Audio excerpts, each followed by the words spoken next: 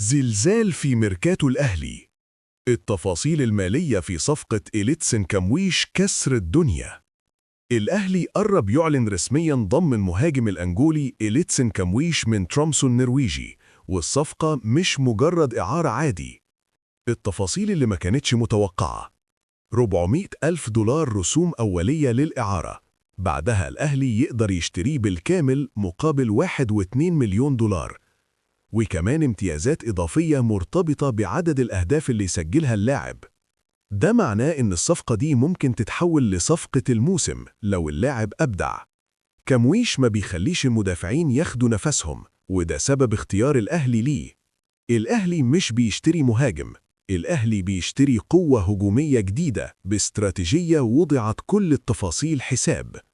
والأنباء بتقول إن الإعلان الرسمي ممكن يحصل خلال أيام، ومع وصول كامويش للقاهرة قريباً جداً. اكتب رأيك في الكومنت، هل كامويش هيبقى نجم الأهلي الجديد؟